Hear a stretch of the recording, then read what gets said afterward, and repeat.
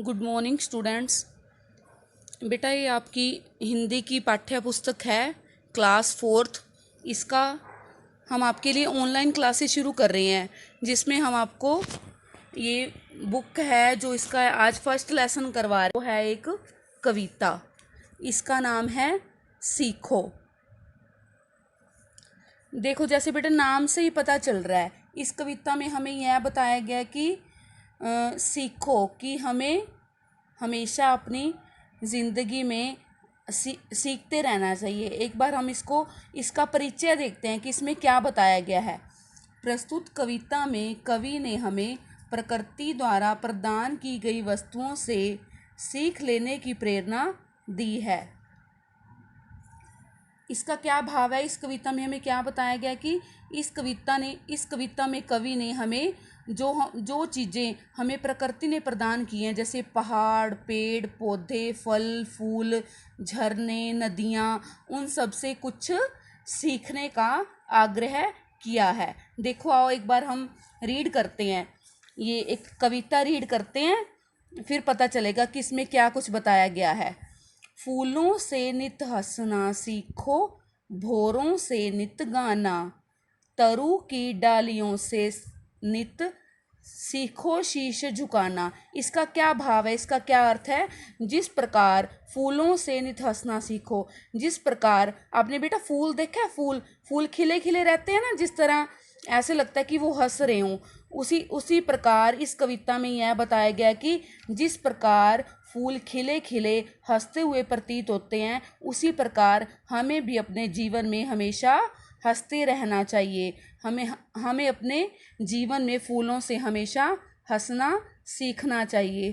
भौरों से नित गाना, भौरें पता है आपको क्या होता है। भौरें जिस प्रकार एक फूल पर उसके चारों तरफ कुछ मंडराता रहता है, भौरे मंडराते रहते हैं, वो मंडराते हैं जो वो ना गाते हैं, जैसे कुछ गीत गाते रहते हैं फूलों के आगे।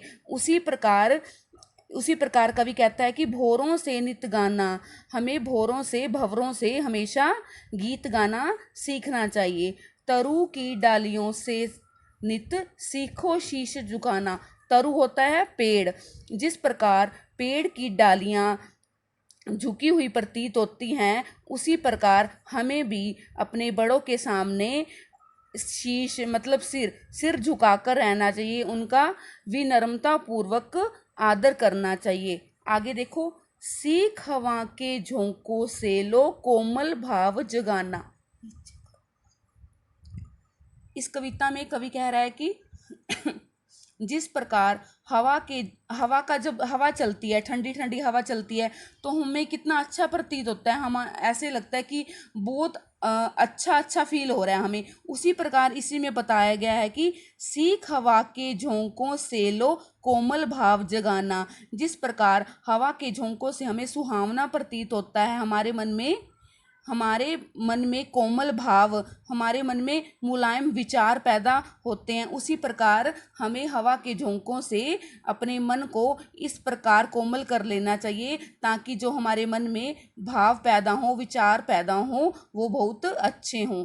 दूध और पानी से सीखो मिलना और मिलाना। जिस प्रकार दूध में पानी मिला देने से हम उसको अलग नहीं कर सकते, उसी प्रकार हमें भी आपस में एक दूसरे के साथ हमेशा मिलकर रहना चाहिए। जैसे हम दूध में पानी मिला दें तो हम उसको अलग नहीं कर सकते हैं, वो दूध और पानी आपस में ऐसे मिल जाते हैं कि हम उसको कभी भी दूध और पानी को अलग नहीं कर सकते। उसी प्रकार हमें आपस में हमेशा मिलजुल कर रहना चाहिए। आगे है बेटा, सूरज की किरणों से सीखो जगना और जगाना। जिस प्रकार जब सुबह सूरज की किरणें धरती पर पड़ती हैं, तो सारा संसार जाग जाता है, सारे पशु पक्षी, हम भी जाग जाते हैं, आप भी जाग जाते हो।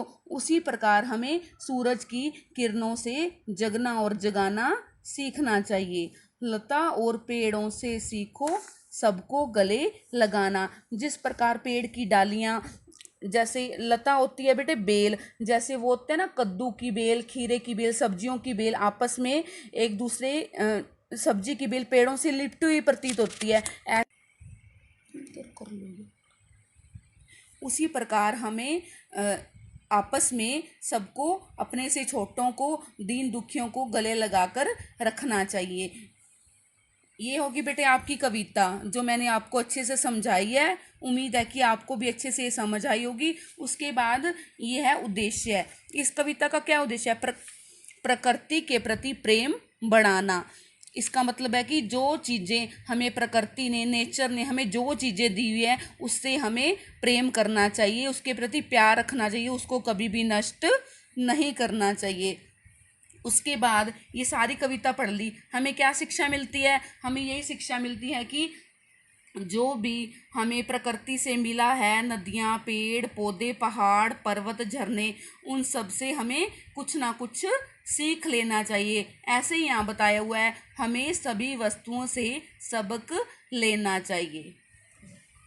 ये होगी आपकी कविता बेटे। आपने इसको अच्छे से लर्न करना है और अपने पेरेंट्स को एक बार सुनाना है और हमें भी वीडियो बनाकर इसकी भेजनी है। Okay, thank you.